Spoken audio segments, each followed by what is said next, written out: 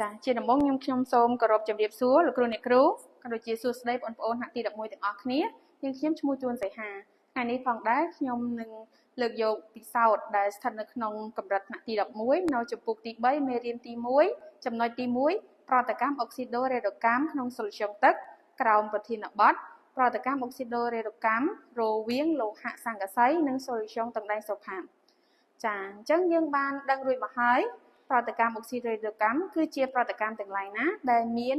បន្ទះអេឡិចត្រូនឬក៏យើងអាចនិយាយថាប្រតិកម្មអុកស៊ីដូរ៉េដូកម្មគឺជាប្រតិកម្មដែល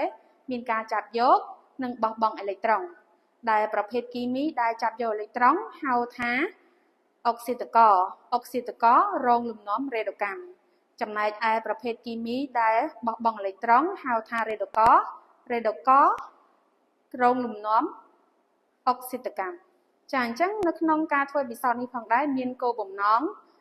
បង្ហាញពីប្រតិកម្មរវាងលោហៈសង្កសីនិងសូលស្យូងទង់ដែងសូផាតជាប្រតិកម្មអុកស៊ីដូរ៉េដូកម្ម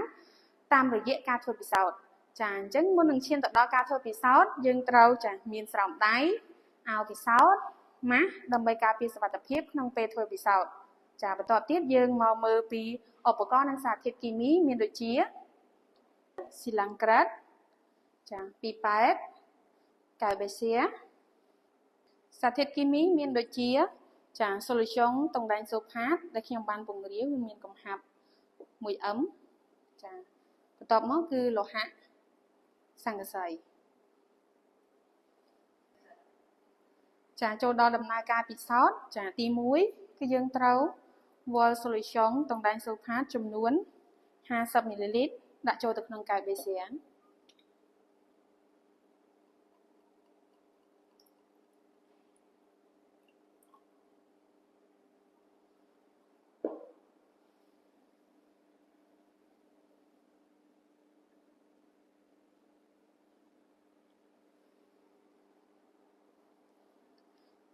ចាចូលទៅក្នុងកែវបេសៀរបស់យើង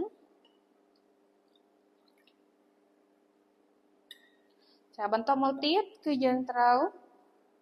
ដាក់លោហៈសង្កសីត្រាំនៅក្នុងសូលស្យូងរបស់យើងចាយើងទុកឲ្យវាប្រតិកម្មចាមួយសន្ទុះទៅ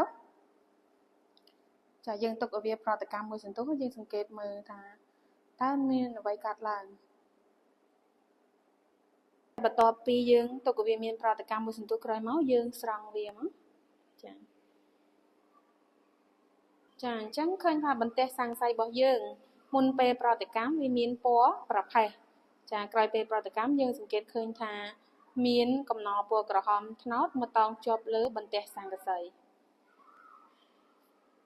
ចាឃើញថាការពិសោធន៍របស់ខ្ញុំបានមកដល់ទីបញ្ចប់ចាជាចុងក្រោយខ្ញុំសូមអរគុណដល់លោកគ្រូអ្នកគ្រូក៏ដូចជាបងប្អូនទាំងអស់គ្នាដែលតាមដាន